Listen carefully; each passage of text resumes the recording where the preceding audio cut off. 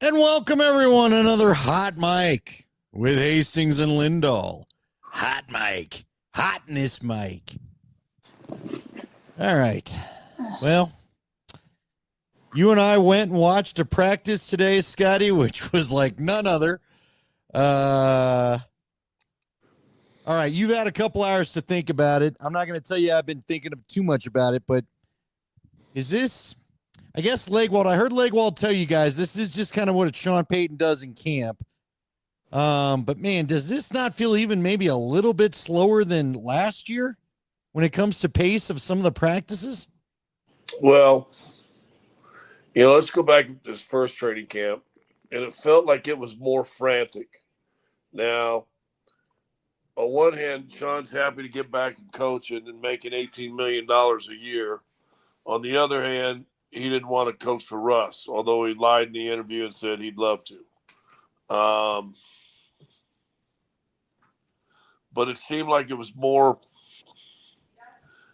energy, more let's go. Now you just had a year of Hackett, and that was like a circus, right? I mean, that was semi ridiculous what their camp was like. This has been, of the 30 plus training camps I've been to, maybe has been the most confusing. I don't know if that's a fair word. And I know they've got work in. I know, they did the phase one, didn't go to phase two. They just stayed in phase one. Then they went to phase three at OTAs.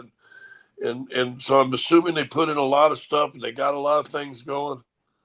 It's just, we talked about today, and Andy, you traveled with the team, when the 2015 team that won a Super Bowl. And that was a good defense. Now, I don't know if we all thought or knew that in training camp was a good defense, because you know why? Peyton Manning still cooked. So as good as that defense was, and I know by the end of the year, Peyton's arm wasn't the same that it was maybe in training camp, but there was winning days by the offense. We're going into the last day of quote-unquote training camp that we get to watch tomorrow in a dual practice with Arizona. And I'll be honest with you, and we weren't out in San Francisco, but I couldn't tell you that I've seen a winning day by the offense. No, I would agree with And you. that scares me a little bit.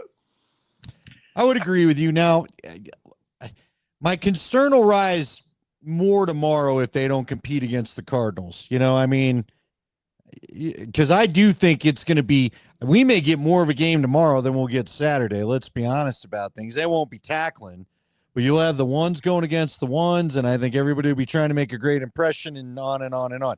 Now, it's going to be hot. It's going to be hotter than it's supposed to be Saturday if the weather holds, but yeah, I'm with you, man. You'd like to see your offense win a little bit.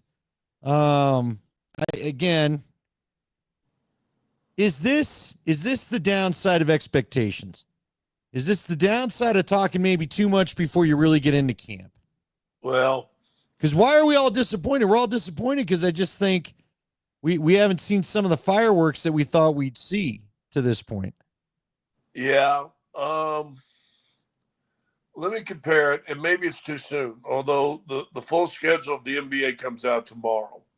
The NHL schedule's already come out, and I know the Avs have maybe a little more questions than even the Nuggets do. But even with all the signings, you haven't heard a lot of let's pat ourselves on the back and prop us up, and here's what we're doing.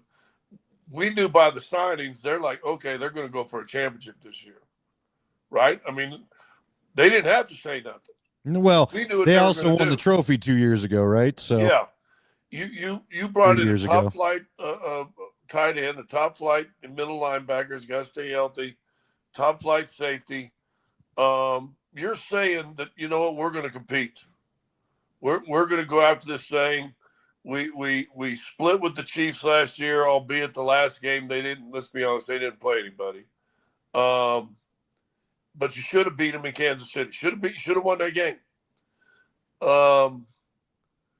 Just by the moves you made, inadequate running game last year. We're going to go out and sign a pretty good player in free agency, and we're going to draft a guy that John Gruden. I watched a thing, a short with him yesterday, and he says all fantasy people ought to pick R.J. Harvey up because he thinks he's going to have a monster year. So there are some football people that love that. You didn't need to say nothing. You're right. You didn't need to say, I've had 7 great teams, and this is one of them, and I think we can compete for a Super Bowl. Bo Nix is a top 4 quarterback. You didn't need to say anything. And Leggy said it on our show, and he's probably talked to you in private, and I had a private conversation with him. He's not sure that Bo Nix right now isn't a little worn down. And maybe by the coach throwing him out there saying top 4, now they're saying you can't make that mistake. You can't make that. And he said he looks like a kid that has just been every second of his day and every move he's made, he has been critiqued. And he looks like he's just tired right now. And let's be honest, and I think it's an interesting existence. Bo didn't find out totally last year what it was like to be Sean Payton's guy, at least not this early, because Sean Payton still was under, telling us all we got a quarterback competition going on. We all knew that we didn't, but he had to at least appear that he was giving all 3 guys a shot, not cranking on one. For all, I think the quarterback competition hurt their chemistry and reps on the field, but maybe it helped Bo not be what you're talking about, being the grinder right now, because he's been in the grinder this summer. And now every little thing, Sean's stopping practice. Sean wants this adjusted. They're having a 5-minute talk, and this is not the first day we've seen the 5-minute. There's been at least one day a week where Sean seems to slow the pace down to a crawl, and mainly with the offense, he's stopping it. He's correcting things. And look, that's coaching. That's coaching. That's what he's supposed to do. But Bo wasn't dead in the middle of this thing. I said to Nate today, it is interesting because, again, I'm sure there's a part of Bo that's like, I appreciate you got my back, coach. I appreciate that you believed in me. I appreciate that you're not afraid to tell the world how much you love me. But Bo was in the SEC. Bo was in Auburn.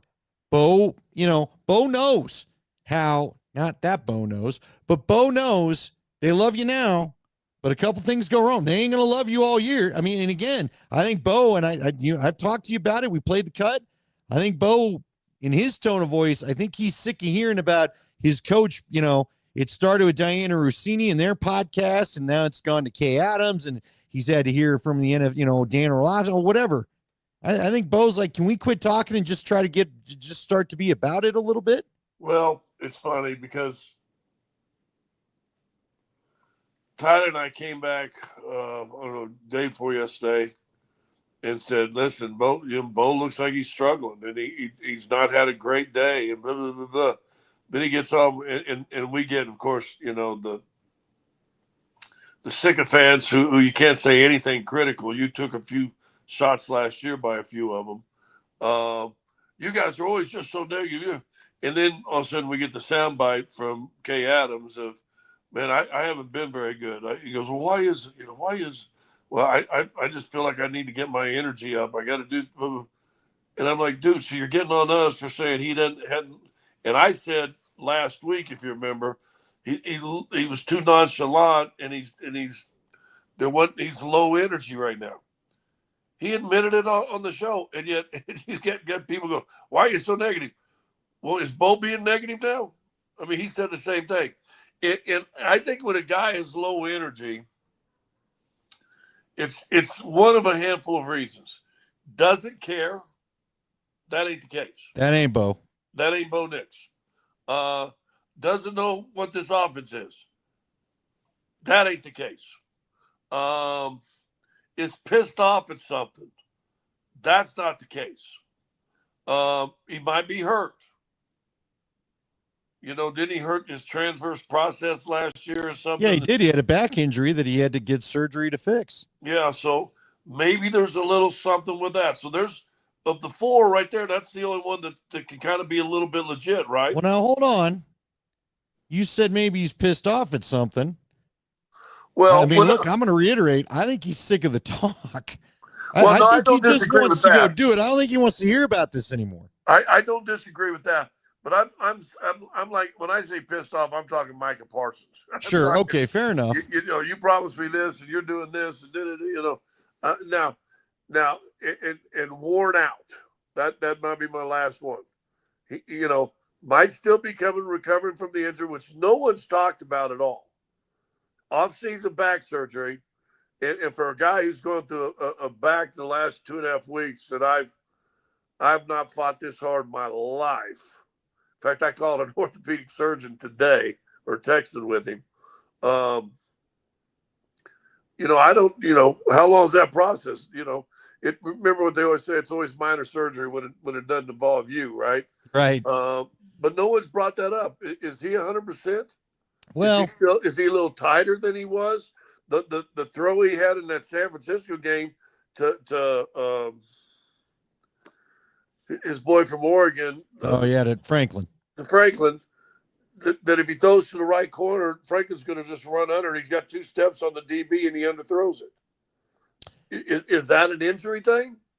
I don't know. But that might explain it a little bit. It might, if that's what's going on. Let me ask you this though. And look, I'm not ruling that out, but he is moving all right. Now look, in fairness to your point, it was Bo, I thought, was very accurate and looked really good throwing. And I thought, that Tom House stuff might have really done some stuff for him.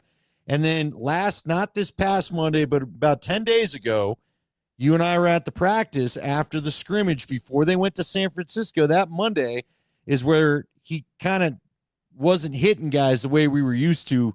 He was high, he was wide, he's just a little bit off. And I don't feel like since that Monday he's shaken off being the little bit off. So I don't know, maybe it's that. Let me ask you this too though. I mean, now look, I'm not saying camp needs to be skipping around and fun and let's go have a sleepover in a dorm and all that kind of stuff. But this really, it's not a beat the crap out of you grind camp, but this has felt a little grindy to me. You know what? Yeah. Like, I'll just tell you this, and whatever, I'm just Joe Blow. But if I were the guy wanting to go play, I wouldn't be looking forward to these practices. And again, I'm not only talking about the offense, the defense is doing a lot of standing around while the lectures are going on, to the point where I said today, if I were a defensive guy and if I were DeMarcus Ware from the 2015 team, I might be going, hey, coach, you get your thing done. We respect it. We're going to go have a walkthrough over here, but we're going to go do something where we're moving and not just standing here in formation in the hot sun while you're talking to these guys. Maybe it's nothing, but I just would tell you this, just mentally for me, I wouldn't want to go through some of these practices because, again, we just haven't seen a kind of pace that I'm used to for training camp practices. Well, it looked like they were going, they worked because they were way down by the end zone, like they were going some sort of end zone work, but without receivers, like all running game, double tight, power formation, jumbo formation, they used to call it, type of stuff at the goal line. And about 6 or 7 of the receivers came down in front of us in our tent and were just playing catch and throwing the ball around. Because other than that, guess what they're just going to do? Stand around and do nothing. Yeah. So good on Cortland or Sherfield or whoever, whatever vet, say, hey, we need to go down here and be moving and let's do something. Let's work on something. And they went down on their own and were playing catch. And I'm like, I have never seen that. Not with a coach. There was no coaches down there. It was like 6 or 8 receivers playing. I mean, like you and I would do, sitting there in your backyard having a conversation, playing some catch. 15 yards apart, throwing the ball. They were doing one hand and trying to catch with one hand and stuff like that. But I'm like, that obviously wasn't on the schedule. But that was guys tired, like you said, of just standing around, not being in anything and doing anything. And they said, hey, let's go down there and throw the ball around at least a little bit, get our body moving, work on some hands and stuff like that. So I'm telling you, Andy, it's been a weird camp, and I'm not saying this really in a negative way because it doesn't matter till Carolina game. None of this Titans, you mean the Titans? Yeah. Until the Carolina game. Tennessee. My fear is, and see if you agree with this. The first team offense played against San Francisco like we've seen in practice the previous 2 weeks. True? Yes, they have. That's my fear. Yeah, I'm with you. They got to shake it off. And again, the fear is only exacerbated. And look, to be clear to everybody, hear us now. No one on this podcast is panicking because, as Scott said, until they get to the opener against the Tennessee Titans, it does not matter. But well, that's who it is, Tennessee, yeah. But, well, same color blue. But I would also say this, and I said it on the show, and I said it to you. You can't have a Raiders. You can't have a Raiders. Remember, everybody thought they're going to beat the Raiders opening week of Sean's first season here, and you found a way to lose that Raider game. You can't go having that again. Absolutely can't. So, and I don't think they will. Frankly, I don't think they will. But well, Nate said it on your guys' show, and he repeated again today. With the schedule they got, the level of opponents they're playing this season, those first 2 games are must wins.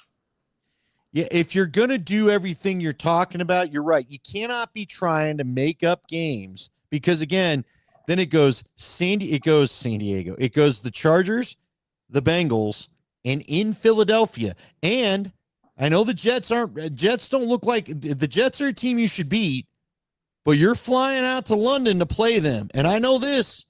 Aaron Glenn knows Dan Campbell pretty well. And Dan Campbell is a disciple. He's a branch off Sean Payton's tree.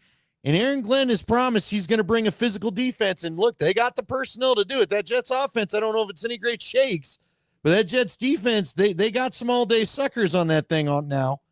Yep. So, and you're talking the difference between a 4-hour flight, right, from New York to London compared to an 8-hour flight. Well, they're going from Philly straight to London, but then, Scotty, think about this. Here, your point's valid the other way. Then they got to fly back from London, and your scheduled win, I'll just call it a scheduled win against the Giants at home. Well, you got to play the Giants, which should be a home win for you, but you're doing it off no bye after London, which this team, every time they've gone to London, has had the bye after. So we'll see how they handle that. And now, again, I believe they should be both New York teams. Okay, I do. But I guess before we all go putting up the 15-2 record and all that, there are some landmines in this schedule that you've got to maneuver. And you don't have time. I keep saying it. You don't have time for one of these slow starts in September that the Broncos unfortunately have had the couple years under Payton. You got to be better about that.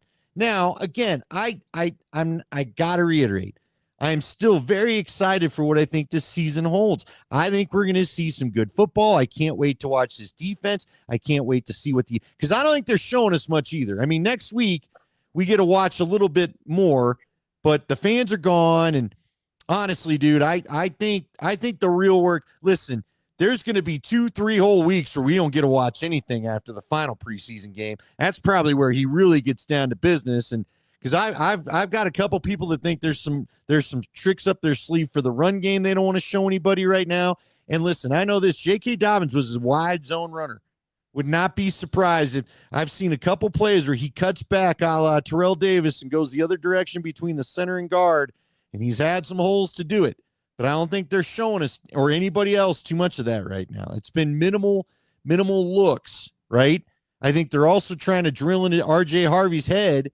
And you brought it up today. He stayed between the tackles a little bit more. They're trying to tell R.J. Harvey, young man, you got the problem a lot of rookies have, but the outside is not available all the time the way you think it is. Yeah, the outside is there once you get inside and make that cut back out there. It's not get the ball, I'm supposed to go downhill now, and all of a sudden say, well, that looks crowded.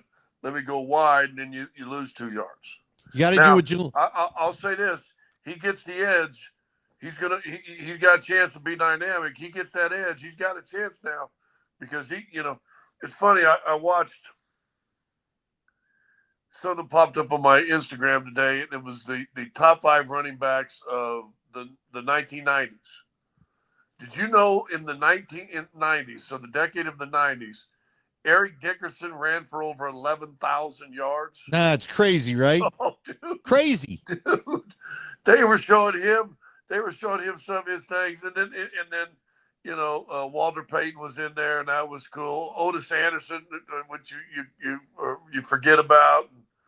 But dude, talk about a guy getting out and all of a sudden he gets a little speed underneath him. He's gone. He's done. Oh, And that's R.J. Harvey. He don't run like Dickerson, but speed wise, I bet he's up there with Dickerson. well, he's got a little something for you if he puts his shoulders down once he gets If going we ever too. see. So, all right. So Mile H asks, you guys think there might be a sophomore slump for Bo this year? I don't know about a slump. I think a lot of us are wondering, could you be the CJ Stroud of last year? But Scotty, I would say this. I do think, and I think the Niners show it. Like, I think Robert Saleh, whether he realizes it or not, did Bo a favor. Robert Saleh brought that blitz that Bo, I don't think, was terribly happy about that caused the safety. But guess what Robert Saleh showed you? All right, now they know where you like to escape from. Now he showed you we're going to come from wide angles. We're not going to give you the outside. So, Bo, make note of that, man. Make note of that. They have, again, I know Sean said he doesn't believe in sophomore slumps and doesn't believe NFL coaches study tape, this, that, the other. Well, I respectfully disagree a little bit, and I think you just saw proof of it. Well, they now know that Bo Nix can run. He's not going to be shocking anybody with his scrambling this year. Again, Nate said it today when we did that little crossover time. It's kind of harsh to call C.J. Stroud a slump because if you watch the season or you watch it or look at his stats, he still had pretty good stats.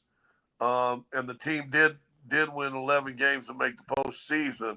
So, I mean, they and I think, didn't they win their first game, if I'm not mistaken?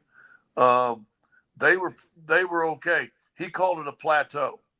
You know, you see a guy that's not, Bo wasn't supposed to be anything. Bo went like this. Well, it'd be nice, and the Broncos win a lot of games if he keeps going in that trajectory, but he might have a plateau. That don't mean he's a slump. Maybe it's 2 more touchdowns, but 3 more interceptions. Well, the other thing I think that they've got in their back pocket that I don't know that the Texans did, although Stephon Diggs was supposed to give him more than he did, you've added a real pass-catching tight end in Evan Ingram, okay? He I think, will change defensive spacing out there for you to get maybe more first downs. I do think Pat Bryant's going to be a part of this sucker. I do think Troy Franklin's improved. I think they have a potential to be better offensively. They just got to get a rhythm going, and we just haven't seen it yet. Now, again, we keep talking about the skill positions, and, Scotty, I know I listened to you guys, obviously, Monday driving in. I know Tyler felt like watching the video that he said there was no glaring mistakes by the offensive line. I'll trust his eyes and take his word for it, but I'm going to tell you this, though. We've seen in practice where Benito and Cooper have been a problem, and it's screwed up plays. Yep. But Glynchy, I feel, has not had a great camp. Now, see, I'm with you, and we've never been told what's wrong with the leg. Now he's wearing a sleeve, and I've heard a couple theories, but I'm not going to throw them out there because we'd have no official information. He's practiced, but yeah, I don't know. See, again, last year was awesome. It really was. And I think this fall is going to be fun. But I still believe in progressions. To me, get a playoff win. I can't say it enough. You get a playoff win, I think we can all be satisfied with some things. Well, and you and D-Mac had that conversation today, Tyler, and I'll just say this. I'm glad you're all that far ahead. I'm thinking you got 18, count the bye, but you got 17 weeks I'm more worried about than enough than getting the playoffs. And I think you can beat Houston. How do you know? You're right. I mean, how do you listen? You remember that year everybody said, "Dude, the AFC West is loaded. This could be the first year all 4 teams from the AFC West." And basically, it was the Chiefs. It was the Sean Payton first year with Russ, and everything sucked. And you're like, so man, you don't know. AFC South is going to be terrible. All right, we'll see. Let's see if Cam Ward. What if Cam Ward has a Bo Nix season? Well, or a C.J. Stroud season. They going to be better than you thought they were going to be? No, it's fair. I said this. We don't know because, again, the AFC may feast off each other. or the AFC West, I should say, may feast off each other. You may have the Chiefs beating the Raiders and losing to the Broncos, and the Broncos turning and losing to the Chargers, and the Chargers choking one of the Raiders. To where in division you're handing each other 4 losses or 3 losses or whatever it would be, right? You don't know that. And then let's just say I've seen nothing to suggest it's going to happen, especially after the first preseason game. But let's say Trevor Lawrence finally decides to be the guy everybody thought they were drafting. Let's say Travis Hunter turns the league on its ear and gets, well, guess what? Then all of a sudden, if both Houston and Jacksonville are in that mix, that's probably going to knock an AFC West team out. It probably won't be the Chiefs, Chargers, and Broncos. So you're right. The AFC South may suck, but guess what? If just 2 teams are good in that thing, then they got an easier path than you do because you got 4 veteran coaches and 4 veteran quarterbacks in this damn division. So it's fair to say there's work to be done. There's work to be done. I always just hold my breath and don't say nothing. But everybody, I think you get to the playoffs. I said, dude, you got 17 weeks. You better start with Tennessee. I said Carolina a while ago, but hey, I don't care what Saturday looks like. I don't care what the final preseason game looks like. I don't care if they have 2 days off or no days off in between the last preseason game and Tennessee. Right now, I'm in Tennessee mode. That's all that matters to me. No, I'm with you. Because, again, you got to have Tennessee and Indianapolis. Indianapolis, from what I've seen out of Daniel Jones, and everyone had to go, crush. I did think it was funny. We had all the videotape warriors out there showing us how bad Anthony Richardson was. And then all of a sudden, who was it? One of the quarterbacks, the guy, Ryan Fitzpatrick has a quick decision quarterback test. And he goes, all right, I see all these Twitter warriors telling me how bad the read by Anthony Richardson was. He goes, let me give you a test. And he threw a quarterback test up on Twitter. And he said, take this and tell me how you do. And just tell me how quick you'd have picked out that guy that you all think he was an idiot for not seeing on the blitz. So I don't think Richardson, whether it's Richardson or Jones, you better beat those guys because listen, if there is success to the point where you're winning the division, I do think it will be on the back of the defense, and I don't think anything will be wrong with that. You're still crafting the core of this offense in my mind, okay? Ingram is supposed to be a core piece. They're hoping if Ingram, starts to show his age after a couple of years, and maybe Caleb Lohner is ready to step in and be that dude. But you're still crafting. We still don't even agree on who the second wide receiver is yet. You know what I mean? So, and we don't even know really who's the long-term starting running back. We don't know that. It's either J.K. Dobbins or R.J. Harvey. But for all we know, by the end of the year, to your point, may not be either. We may decide it's not either. Who knows? So that's why I think it's just time to, It's time. You know what it is? It's time to get off the horse. Take the saddle off, wipe it down, let him have a little drink, and sit back and relax. And you've got 4 weeks. Yep. You got 4 weeks, and that's what's going to matter. Do you think Sean will pump? Do you think maybe we're through the hype part of Sean's camp? Because I think all the national people have now come through. I don't think anybody else will roll through. I think after the first game, it felt even with Kay Adams, he still has a little flirty self with her and all that. But, you still see – I thought he pulled the reins back more in that interview as far as praise and stuff like that and did more generality compliments. Sure. Like he knows the offense and he knows where he wants to throw the football. But it was more – very positive general stuff as opposed to top 4 quarterback in the league. After I'm going to say this, it's going to sound stupid, but it just hit me. How many people that sit there and say, oh, I love. And it almost gets to the point where you say it so much, you're like, wait a minute, dog, you trying to talk yourself into that? Are you talking yourself into that? Is that how you really feel? Because after you say it so many times, you're like, loses some meaning. We heard you say that. Are you trying to talk yourself into it or us? Because you know what? I will say this, talk about the guy that said you guys too negative. You ain't got to talk the fans into it. Fans are in. Fans are in. So who are you talking into it? There ain't No, nobody fair out there. enough. Ain't nobody out there you need to talk into it.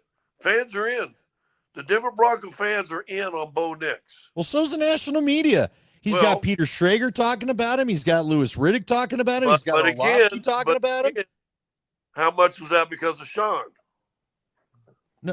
No, yeah, you're right. So why does it matter if Peter Schrager says something good or any of the other? Who cares? You know what they want? You know what? At the end of the year, there's only one quarterback that they really talk good about. Yeah, the guy that wins the bowl. Look where Jalen Hurts' reputation went from the beginning of last season to when he's holding the Super Bowl trophy. No, you're right. You ain't hearing no conversation, and I'm not sure he's the best quarterback. I've always liked Jalen Hurts. Sure, but you sure ain't hearing a lot of negative stuff on Jalen Hurts like you did a year ago, are you? Well, when they thought they might have to get rid of him, and what are they going to do, and can you really win with this guy? And then you go and win a Super Bowl, and on and on. They were killing him. Oh yeah, because that's what we do. We're hot take artists in the media these days. Nobody sits around and lets it play out anymore. No, yeah, but you haven't heard anything, have you? No, yeah. Well, honestly, Scotty, I guess here's the only thing that really bugs me about the Bronco hype. Because I like the Bronco hype. It's a nice change. But y'all just letting the Kansas City Chiefs sit on over there and go about their work. And y'all can't wait to run and ask Andy Reid and Patrick Mahomes, are you worried about the Broncos? Are you scared about the Broncos? You bugged about the Broncos? Dude, they're they were the champs. They got 3 rings in the last 5 years? And they almost went for 3 in a row. And you're just letting them sit there quietly, go about this, no pressure? Not sure I like that. Yeah, that's what they've done. You know, you sit there and say that, and I'll never forget this look, and I've told you a story before, but we're playing Phoenix, and Maurice Lucas is on Phoenix, and Maurice Lucas was one of the all-time. He would still go down right now, probably top 5 toughest, scariest dudes that played in the NBA. Listen, Draymond Green, everybody thinks Draymond Green's a tough guy. Draymond Green couldn't fit in Maurice Lucas's jock when it came to being a tough guy. And Danny Brownfield was kind of talking trash, like, oh, he ain't blah, blah, blah. They went up in the air for a loose ball, and Maurice basically caught it with him and threw Danny down on the floor on his back. Danny, right in front of our bench. Danny is writhing in pain. And Maurice just calmly walks over. Like I said, he's as close as you are to your TV, and I know your base was set up. He's that close to the bench. I'm the bench. I'm you. Maurice is your TV. And he bends down, puts his hands on his knees, leans down to Roundfield, and he goes, "Damn, Rounds, that looked like that hurt." But it was a sly, devil-may-care kind of way he said it. And you know how many people stepped off that bench to challenge Maurice Lucas? 0. Nobody. 0. And it was a deep shot. 0. And we like Danny, God rest his soul. Danny was a good friend of mine. I love Danny to death. 0. So you want to talk trash to the Kansas City Chiefs? As soon as you were talking about that, all I thought in that picture of Maurice, I see Kansas City Chiefs, punking your ass sometime in the season, bend over and go, "Damn, I thought you guys were Super Bowl champions." Yeah. I mean, Quiet again, dog. That's got to be our mantle for the next 4 weeks. My mantle is quiet the noise. Just quiet the noise. Quiet the noise and get to work. Well, the funny thing is, Bo's not trying to create the noise. Cortland's not trying to create the noise. Somehow you got to get the coach who came in lecturing everybody to stop kissing babies and shaking hands to quiet his own noise. To quit kissing babies and shaking hands. Yeah. So let's just enough. We're good. We got it. We're all excited. Nobody can wait for the season to start. You got it. Like you said, you got us. We're good. We can't wait. No need to rally the troops anymore. You're going to be sold out on the first game and probably the whole home schedule. Let's go. Mike Fratello, one time we were playing somebody, and we're beating them. And I was kind of I don't want to say tough guy, but I could be dirty if I'm being honest. And I I was popped, okay with tough guy. Why won't you say and tough guy? we're up 26 or something on somebody, and I'm in there, and I just lay somebody out, and we still win the game, and da da da. But Fratello came over in the locker room after the game. He goes, Scott, let me just give you a little word of advice. Don't ever kick a sleeping dog. He said they were down. He said nothing happened, but I've seen you go over and kick a sleeping dog, and all of a sudden you wake them up. Listen, you don't need the Kansas City Chiefs woke up. You don't think Harbaugh is going to use all this stuff this year? No, that's a great point. Charges? You don't think Vegas is going to be talking about, when we play them? Hey, he's a top 4 quarterback. You don't think Max Crosby has seen those interviews? Quiet down, dog. You got us. We're in. I'm in. Let's go. I don't need to hear nothing else from Sean Payton going viral the rest of the year. No, I'm with you. Because, again, he's the one that hates it the most. I think he has made a poor calculation mistake, and I hope it doesn't bite the Broncos in the ass. That where I sit tonight, Wednesday night, whatever the day is, 10th, I hope that he hasn't kicked a sleeping dog. I like that thought. I'm with you. Now, I will say, I do think Bo's back there, and again, I'm going to take it from his tone during the Kay Adams interview where he's like, guys, come on in here. Let's us remember we're the ones that got to go do this. So we'll see. Hey, by the way, mention in the comments what you guys are expecting. I almost gave the number out. No need to do that. Twitch, YouTube, Twitter. Got them all in front of me. What are you guys expecting? Okay. Are you expecting Super Bowl? Are you thinking, where are you at in the growth process? It's all I want to know. Let us know. We'll read a few of them. I do want to switch over to the Nuggets with you, though, because it sounds like DNVR put out the schedule. We know what a few games are. You're going to open against Minnesota, and you got Christmas versus Minnesota at home. Is this team more built to finally handle Minnesota with these offseason moves in your mind? And then I want to talk to you about the Christmas game, but do you think, are they a little closer to dealing with the Minnesota problem? Well, or is this another, I got to see a little something first? Is that too early to ask you the question? We're talking paper right now. You added 2 more defenders that can maybe help on Anthony Edwards besides Christian Brown. Now you can slide a Hardaway Jr. over there. You might be able to slide the 3 over there, put a little size on him with Channing. Or Johnson. I mean, you might be able to do something more to that. And that's one of the big guys. When he has big games against you, that puts him in a good thing. Everybody else, I think you can handle. So I think they added some perimeter defense that they were lacking since they lost. Well, and I forgot Bruce Brown's back. But since you lost Bruce and KCP, well, now you got Bruce back, you got Harding Jr. back. Cam Johnson's back there, which can put some size. You still got, hopefully a healthy Aaron Gordon that can now fit a couple minutes. You've done more to help your perimeter defense with your acquisitions and everything. So, yeah, that's going to be good.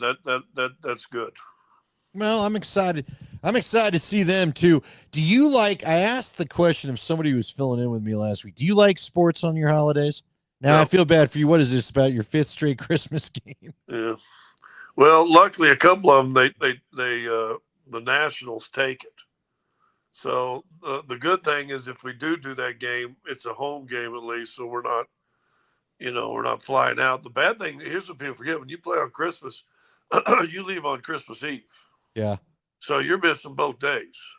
Well, I feel bad for you, the broadcaster. But look, I'm telling you as a fan, dude. As a fan, and I learned this one Christmas Eve when the Broncos were playing the Chargers, and they got whooped by the Phillip Rivers Chargers. I remember I recorded the game, and I was like, I'm not letting this interfere with my family time.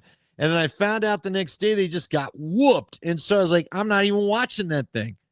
But look, I had a Thanksgiving once where the Broncos played the Barry Sanders Detroit Lions. I'm sure some people on here remember it, bro. They got whooped. Barry's still running for yardage on him. And I was like, man, this sucks. You just pissed me off on Thanksgiving. Well, Now Thanksgiving's ruined. Again, what that Chiefs was it? game Was could it Christmas Eve or Christmas against the Rams a couple years ago? Christmas. Thank God I didn't have to travel on that. Are you kidding me? I already went to the Christmas game against the Chiefs in 2016, where all I did was get rained on, and all they did was get whooped in a game I knew they had no shot in. But even as a fan, like I'm just saying, I'm not expecting anybody to feel bad for the broadcasters. It's what we do and how we make our money. I'm just telling you, as a fan, I'm not always psyched to have my people play. You know what I mean? I don't want to be in a bad mood from a freaking game at the end of a holiday. That's all. There's nothing like, and we did it to Oklahoma City once. I think we did it to Portland once. Phoenix. Kind of tough when you leave on a Christmas Eve, you miss that, and you wake up Christmas morning, and it ain't like you can go out and find you something to eat out in the street. No, because nothing's open. When we went to Kansas City a couple of years ago, and I know you guys did it at the Palm in Tennessee when I first started working with you, when Drew Bennett was a Tennessee Titan and all that. But I think McNair was still the quarterback. But I remember Andrew Mason and I got to Jack Stack right before it closed. I mean, right before it closed. Had a great dinner. And then I remember riding in the cab back to the hotel because it wasn't Uber time quite yet, I don't think. Maybe it was. But either way, and I'm just looking at all these houses thinking these people are all with their family and celebrating. And then, like you said, you wake up. What sucks, though, like, again, it sucks when you're the last game of the day. Like when we played KC, it was a nighttime game, and you're just sitting in that dumb. Because I get antsy. I would have went and walked the city. I'd have gone anywhere. But like you said, it was Christmas and it was raining, so I couldn't walk anywhere. Nothing was open, even if I could. And then, but see, again, had I been home watching that game as a fan, because that basically killed their playoff chances in 2016, if you remember. Yep. I'd have been. I almost don't want that. I almost wish they wouldn't play on. I would rather just watch the stupid reruns of A Christmas Story than have my Bronco team or my Nuggets team or my Avs team break my heart or something. I don't know. Nuggets, Minnesota is the last game on that Christmas. Yeah, I know. Will that be 8:30, do you think? Yeah. Yeah. Well, you'll be able to probably watch the Broncos and then the Nuggets. So. Yeah, because I think they play a little earlier.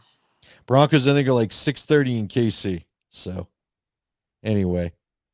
All right. Well, we'll wrap it up, folks. Now, remember, and we got a few comments before we get out of here. Let's do this. So, Cody says playoff hopefuls with how hard the AFC is right now. I think that's realistic. KW, nobody has won or lost a game because of words. My Lord, if the Chiefs win, it's because they're better. Made more plays that day. The team is going to win. No team is going to win because of something Sean Payton said. Hopefully you're right, KW, but again, I don't think you need to give them motivation because the NFL loves to put stuff up in the lockers. They love to have their little motivational speeches. I've seen it with my own eyes. Well, just having been around pro sports for a long time, I do know this. People bring stuff up. Now, if all's even, then you're right. The best talent wins.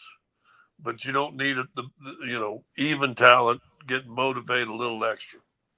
Yeah, well, and again, it's just let them wallow in what they blew last year. They blew a chance to three-peat. That ain't, like, again, losing the Super Bowl is one thing. You blow a chance to three-peat, man. Like that, I think that's got to weigh on you. I keep waiting for something to weigh on these guys. Like, again, I'll go to 2014 with the Broncos. Man, you could feel it the whole first month, even though they were playing pretty well, that the Super Bowl butt whooping in Super Bowl 48 just kind of hung there. You know what I mean? Mile High says that Aaron Gordon and Peyton Watson visited Nuggets training camp. Have you seen them out there? Yes. There are pictures all over. But they were so I will tell you this, Mile High. We didn't physically see them because they were complete opposite of where we were standing by the end zone of where they were actually practicing. Oh, so they were over that VIP area? Yes, but they were on the field on the sideline. They had field access. Well, that's cool. They did not come where the Muggles were, as you guys like to say. Yeah, and I do like first of all, Aaron Gordon probably, size-wise, he probably been a pretty good tight end for you, right? Yeah. Oh, yeah. Might have been a pretty good tight end. One, I'm excited about it. One, I like when teams support other teams in town. Two, I like that they're both in town, and it's August 10th. Okay, there you go. There you go. I like it because first game is October 23rd, and it's August 10th, and they're already in town. I like that. By the way, back to KW's point about words not hurting anybody. Do we not watch the whole Last Dance about Michael Jordan taking everything personally and putting everything as a personal affront for his entire championship run? Someone didn't say hi to him at dinner, so he decided that he would make it a personal thing and punish. How about the kid that said one thing to him and he mistook it? George Karl when he's coaching Seattle. That's true. Yeah. Yeah. Who was it? Remember, there was the one kid from North Carolina that said some little thing. And he said on the Last Dance, I didn't even mean it as shit talk. And made Jordan like ruined his career simply because he didn't like how he said it. Called him out, made sure he got the matchup with him, and took it to the hole on him every time. I'm just saying, people are petty. Do you have a movie review before we go? I almost feel like you're the only guy that I know that keeps up with the summer movies anymore. What did you see Monday? Did you see a Monday movie? I didn't go to anything this week. I don't think. Is there anything even out? I feel like everything we're waiting for now is on Netflix. Well, it seems like it. Yeah, there's a couple things on Netflix I want to see, but I don't remember the names. I don't know. All right, good. I'll try to get you a movie next time. I did see a cool video of Craig Elo talking about Bird, how Bird was the greatest crap talker. He said, Bird was just mean. He said, we're playing a game, and he just hit like 10 shots in a row. He said he walked out on the floor and goes, Craig, you're having a tough night tonight, ain't you? He goes, I wonder if your mom's watching.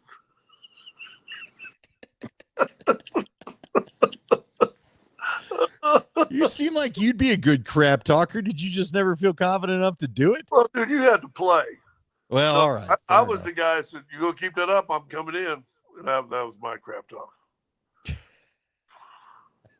Hey, you keep doing that, they're going to put me in. That's what I would say. All right, everybody. Check in with us. Halftime, Broncos, Cardinals. We're going to get on at the 2-minute warning. We're going to talk all the way through the first half because, again, chances are the people you want to talk about and react to will be playing in the first half. If I've learned anything from doing these things, no one's around by the end of the preseason games because nobody plays. All. So right, if at all. Yeah. Yeah. So anyway, we'll see you. We'll see you Saturday, halftime, Broncos, Cardinals. Y'all have a great week. We'll talk to you next week at 9 on Hot Mike with Hastings and Lindahl. Subscribe.